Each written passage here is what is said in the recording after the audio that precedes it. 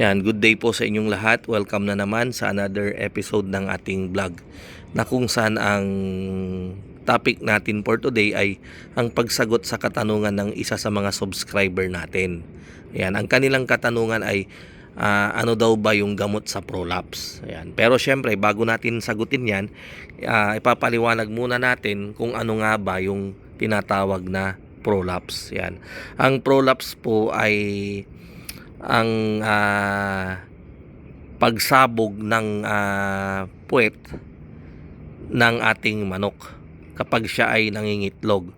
Maaring ito ay paglabas ng kanyang itlog, kapag umiri siya, lumalabas po yung bahay itlog, ano, or yung kanyang reproductive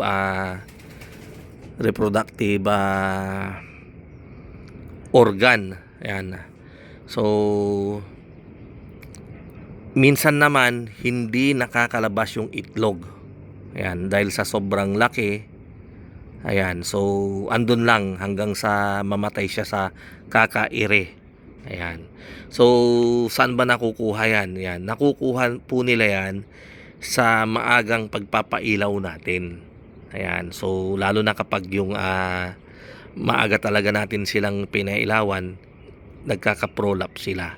Ayan. And then minsan naman may paisa-isa, yung isa lang, siguro isa kada 2 buwan, normal lang, isa sa 1 buwan, mga ganyan. Pero yung araw-araw, every other day, talagang nagka-problema po yan nung mga panahon na dineliver yung RTL sa inyo, ay napailawan nyo ng maaga, or merong hindi naman intentional pero nasisikatan yan ng yung ilaw sa gabi, like yung kagaya ng sinasabi ko palagi, merong baka doon sa likod bahay nyo may nakasinding ilaw doon, so nailawan, maaga silang nagmamature, kaya maagang mangingitlog. Ayan, kaya hindi rin talaga maganda na maaga nating paitlogin yung ating mga manok, kasi unang-una yung magkaka-prolapse sila, and then ang manok na maagang nangitlog, maaga rin siyang hihinto sa pangitlog or hihina. Hindi naman siya totally na hihinto, pero hihina, babagal, 'di ba? Ganun po 'yan dahil parang maagang nalaspag yung kanyang katawan. Ayan. So, sagutin na natin kung ano yung gamot. Wala pong gamot ang prolapse. Wala po tayong gamot. Kasi kung titignan ninyo, yung manok, very normal. Normal siyang tignan, maayos siyang tignan. Kaya nga lang, hindi natin masasabi kung sino yung magpro-prolapse. Kasi nga, kung titignan natin, ang ayos-ayos nila, di ba? Kondisyon na kondisyon, tas bigla na lang namamatay, tas ang indicator na lang yung puwet nila, lumabas yung mga parang bituka, ganyan. Minsan din andun lang sa loob, pero pag tinignan natin yung sa loob ng kanyang puwet, andun yung itlog na hindi nakalabas. Yung iba bahagyang nakalabas lang. So wala tayong maipapainom na gamot. Kaya lang pwede natin i-minimize, pwede nating i-minimize sa pamamagitan ng pagpapatay ng ilaw. So kung tayo ay nagpapailaw na halimbawa ng from 6 PM to 9 PM, so naka-full na tayo, full lighting program na, 6 to 9 PM, and then 4 AM to 6 AM hanggang sa lumiwanag. So ang gagawin natin, papatayin natin yung ilaw. So pag sinabing patay, total. So pag kagat ng dilim, wala nang ilaw yung manukan natin. Ganon din hanggang sa madaling araw, hindi na tayo magsisindi. So iso-suspend natin yung lighting program. So suspend natin ng at least try natin ng 2 weeks. Ngayon kung talagang matindi yung prolapse, dahil talagang maagan yung pinailawan yan, madalas yung mortality ng prolapse ay kahit na 1 month natin. Nang sa ganon,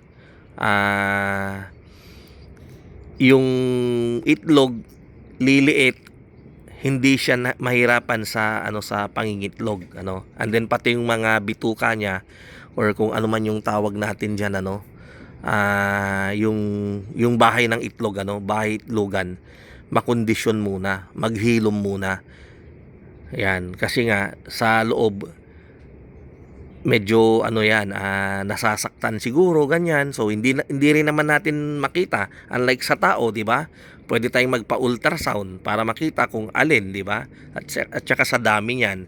So ganun lang talaga, in general magpapatay talaga tayo ng ilaw. Na at least ano, very effective po yan.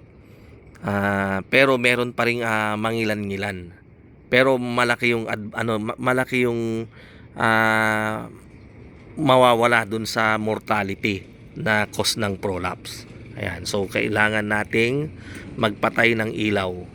Wala po tayong gamot na pwedeng ipainom sa kanila para gumaling. Yan yung hindi pa nadidiskubre. Ayan, so yun lang po yung yun lang po yung ating gagawin, ano, magpatay tayo ng ilaw, and then natural lang yung daylight. Pag ganito na umaga, syempre makakakain sila. Pagdating ng hanggang sa hapon, pagkagat ng dilim, wala na. Para ma-minimize din yung pagkain nila. Kasi ang nagpapaano rin sa kanila bukod dun sa ilaw, syempre yung pagkain nila, di ba? Tsaka sa tubig. Ayan, so magsasama-sama na yan. Ayan din para maiwasan natin yung prolapse. Ayan, so hanggang dun na lamang muna tayo, at kita-kita pong muli tayo sa mga susunod nating vlog. Ayan, dito po tayo sa bahay ng ating ibon, kalapati. Ayan, meron tayong yan, pakita ko sa inyo yan. Yan, meron tayong biniling 2 pair ng Super Anbi at saka isang pair ng Crack 52. Ayan, tag isang pair. Anbi, Super Anbi at saka Crack 52 kay Sir Melchor Galotera. Ayan, so may anak na sila. Andun, 3. Ayan, yung Crack 52. Oh, morning! Yung Crack 52 may 2 ng anak, and then yung Super Anbi may 1. Ayan, so may itlog na naman yung Super Anbi. So pinaparami natin para pagdating ng next year sa Alegre One Loop Race ay susubukan nating sumali. Ayan, libangan lang, ganun lang. Ayan, so andito rin tayo sa ating property na ating nabili 8 years ago, at unti-unti nating tinatambakan para may lugar yung ating MRF. Doon po, ayun po yung mga basura, holding area ng basura dito sa aming barangay. Ayan, and then pinapapader ko po siya. Ayan. So maraming salamat po. Kita-kita pong muli tayo sa mga susunod nating vlog, and I hope na nasagot ko yung katanungan. Ayan. Thank you po. Thank you. God bless and mabuhay.